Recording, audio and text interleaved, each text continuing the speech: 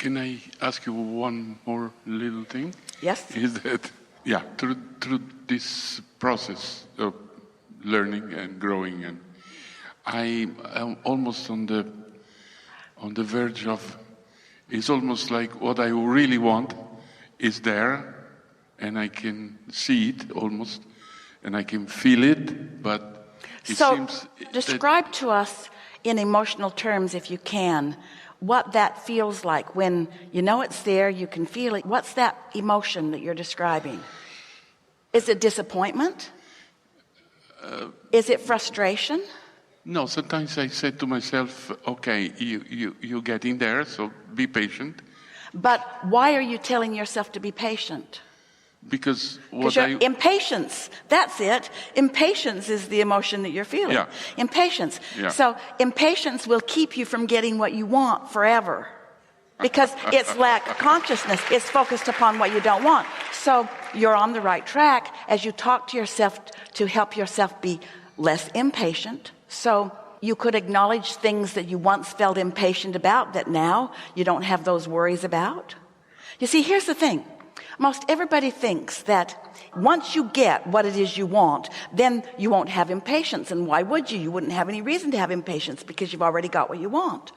But you have to find a way to not have impatience before it manifests. And how might you do that? By accepting that it already does exist, that your inner being is already all over it, that the cooperative components have already been gathered. And as you wisely said, I'm peacefully, joyfully, easily on my way to it. Yeah. Oh, sure, temporarily not quite there, but it's unfolding. These are the kinds of things that you want to say to yourself. Last time I was sitting here in front of you, I didn't have any questions. I just wanted to ask the universe to help me to reach a specific desire that I have. And but you're still not quite hearing us. Sorry. You've already... It's all right. We're only excited. We're not after you. Yeah. Well, we're a little after you. You've already asked, and it has already been answered. Do you accept that? Okay.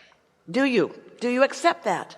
Because a lot of people don't accept it. I've asked, but it's not in my bank account yet. It's not in my garage yet. My physical apparatus hasn't improved yet, or. And so I've asked, but it doesn't feel given because I don't got it yet. I don't have it yet, so it doesn't feel like it's really been given to me. And we say, it's been given to you, but you got to figure out how to let it in. And the only thing that you're doing that keeps you from letting it in is noticing that it isn't there. And so you sit here today, it's really unfair that he got here last time and he got here again, isn't it? And saying, how can I get these things that I don't yet have? And we say, you have to accept that you already have them and that you're in the process of, it's like it's been revealed to you. It's raining down around you. You just have to let yourself realize it. Esther's been using these words because some really amazing things have been happening where the cooperative components are coming in such strong clusters into Esther's experience that it's just breathtaking. And the words that she's coining for herself and for friends, as she talks about, it's like things are putting themselves together. And we say that's what we've been saying about the cooperative components. The law of attraction is putting the cooperative components together. But when you are doing less noticing that that's not here and that's not here and that's not here, and instead you're noticing what is here and what does feel good and what you're appreciating and what you're thankful about, and so you're vibrating mostly on the upper half of the emotional scale, and it's the most delicious part of physical experience, and this is what you're sensing and this is what you're on the brink of. You're on the brink of being aware of that stuff that has already come together, showing itself to you a piece. It just knocks you over when you begin to let the blessings in that you've been asking for. But most humans, it's like the blessings are raining down around you with people being in the right place at the right time and ideas flowing to you and situations lining up for you. But the rain is falling all around you, the rain of well-being, and you've got your umbrellas up saying, well, I'm really dry under here. And we say, you're not letting in what you've asked for. But you can. And it's way easier than we're making it sound as we are pulling out all the stops trying to get you to hear what we mean, you see. It's all right, but almost everybody is so observant of what is manifested that almost all their vibration is about what's manifested. And it's so freakishly ironic because the absence of what you want has caused you to ask for it, but your awareness of it still being absent keeps you from letting it in. So you got to distract yourself in some way. I tried. You got to try harder. You distract yourself from it. You talk to people less about the things that are going wrong and talk to people more about the things that are going the way you want them to be. And some days don't talk to anybody because they're all jacked up. And don't turn on the television if you can help it. Never watch a television commercial if you can help it. No. Because they're so sure that everything's wrong with you that they're just doing a constant sales job to get you to come to them so that they can fix you with stuff that's not even yet wrong with you. I don't have a TV anymore. So. Well, some of them do. That one does, that one does, this one does. Yeah. Thank you. Good? It's good. It's good. But we really like it when we get a really stubborn person in the chair, because that way we can give all of the answers to all of the people that have pieces of these questions. But they're getting a little impatient with you. I'm getting because they have a lot on their mind that they want to talk about. Okay. And we want to say to you, nobody gets it all at once. No.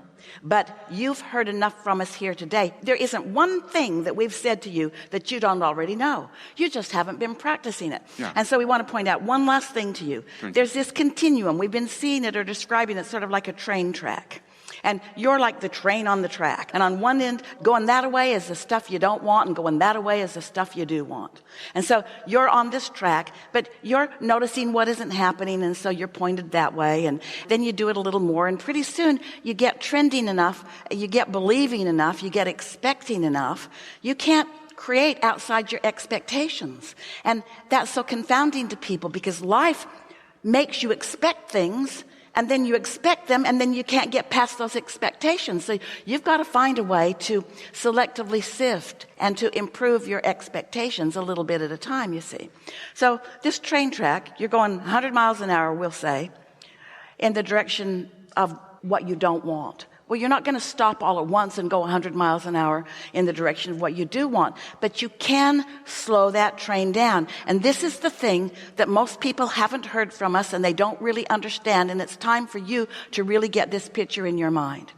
So, did you hear us when we talked about your inner being, who's focused in your vibrational reality, where all of your requests are being stored like on a hard drive for you? They're there ready for you to collect them anytime you're vibrationally or emotionally ready.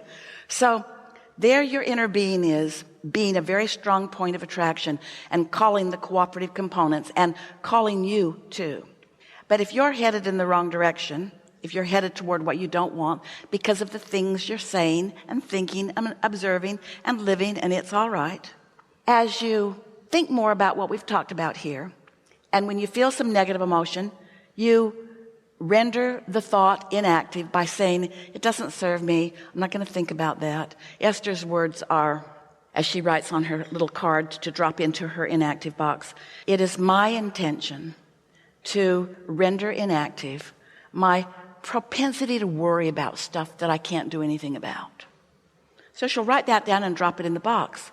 Well, just having done that sets her in a little less resistant stance. Now, she might drop a card similar to that in her box 20 or 30, 40 times, and it might happen all today if there's something really bothering her about something. But every time she decides that she's going to release that and then goes through those sort of antics of writing it down, making it so, and dropping it in the inactive box, she's a little less resistant. And this is what we really want you to hear, which means her train that's headed away from what she wants, which is the whole reason for negative emotion, is slowing. And eventually it will slow enough that there will feel to you like a tipping point.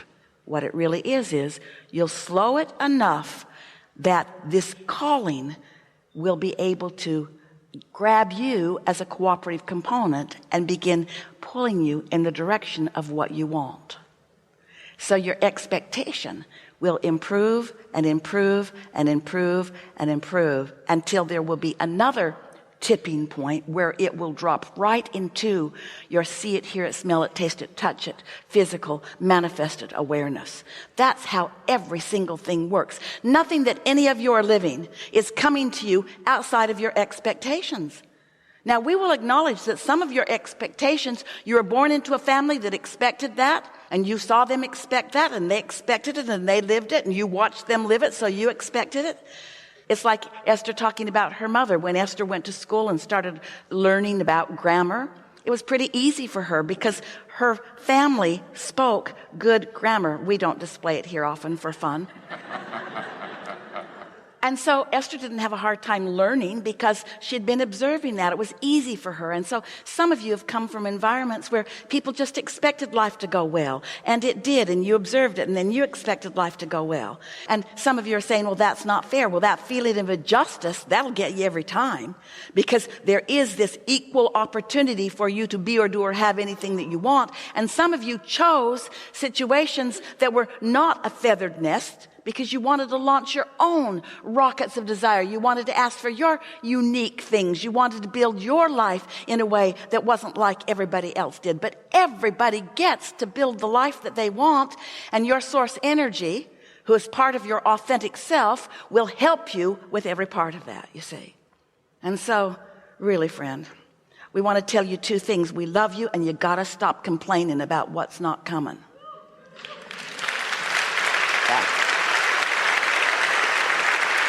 It's easier than we're making it seem. Yeah. Good. Yeah, really good.